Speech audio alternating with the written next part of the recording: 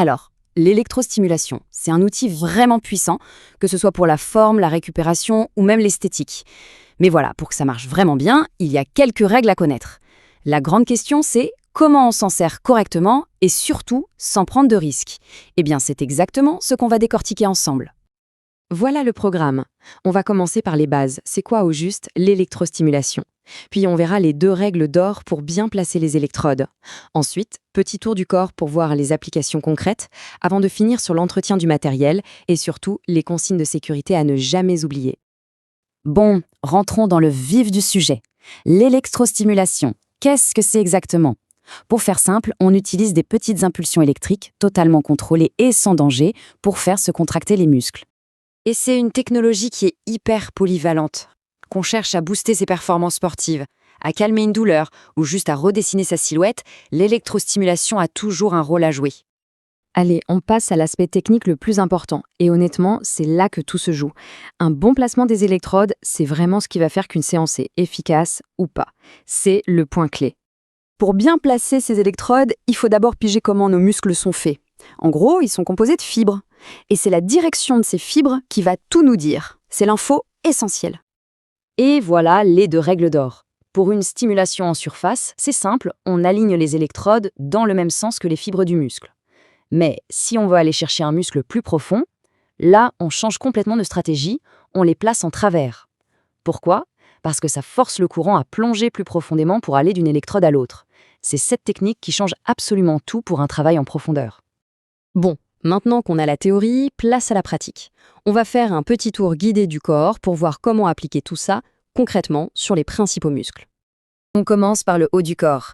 Et notre première étape, c'est la poitrine, une zone que beaucoup cherchent à développer. Stimuler les pecs, ce n'est pas juste pour le look. Évidemment, ça aide à avoir un torse bien dessiné, mais ça augmente aussi la force générale du haut du corps. Et chose plus surprenante, ça peut même améliorer la capacité respiratoire. C'est ça qui est super intéressant. Il y a un lien direct. En fait, des pectoraux bien travaillés vont aider à mieux bouger les côtes et donc à augmenter le volume de la cage thoracique. Résultat, on respire mieux. C'est aussi simple que ça. On continue notre descente direction le centre du corps, une zone hyper importante pour la posture et la force, et une préoccupation pour beaucoup de monde, les abdos. L'électrostimulation sur les abdos, ça apporte plein de choses. Ça renforce la sangle abdominale, bien sûr, mais ça augmente aussi la circulation sanguine dans la zone, ce qui aide à mieux éliminer les graisses et les toxines. Un ventre plat, c'est chouette, mais un tronc solide, c'est juste essentiel pour la santé. Allez, on passe maintenant aux muscles les plus costauds du bas du corps, qui sont la clé de notre puissance et de notre stabilité, les fessiers. Alors les fessiers, ce sont des muscles très profonds et très puissants. Pour les faire vraiment bosser, il faut un appareil de qualité, capable d'aller les chercher en profondeur. Les bénéfices sont doubles. Esthétique, bien sûr, plus de fermeté, moins de cellulite, mais aussi fonctionnel, parce que c'est de là que vient une grande partie de notre puissance. Ok, changeons un peu d'angle. L'électrostimulation, ce n'est pas que pour la performance. C'est aussi un outil thérapeutique incroyable, en particulier pour les problèmes de dos.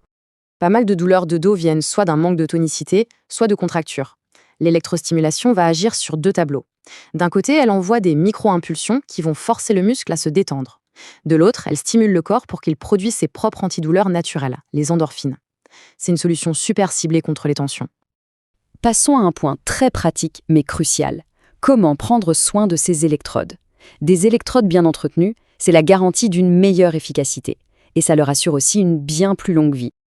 Franchement, c'est super simple. Règle numéro 1, on les colle toujours sur une peau nickel, bien propre et sèche. 2, on évite de mettre les doigts sur le gel, on les manipule par les bords.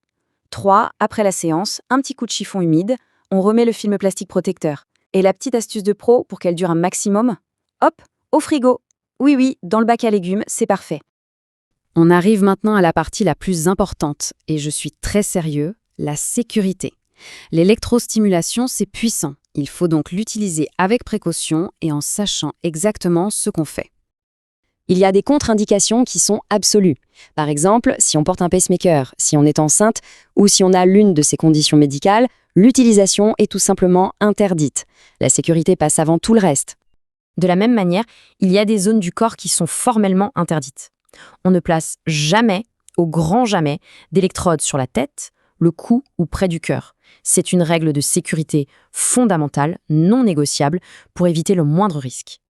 Voilà, on a vu ensemble comment ça marche, comment bien placer les électrodes et comment utiliser tout ça en toute sécurité. C'est une technologie qui a un potentiel énorme. La question qui reste, c'est donc, maintenant qu'on a toutes les cartes en main, comment va-t-on utiliser cette puissance de manière intelligente et efficace ?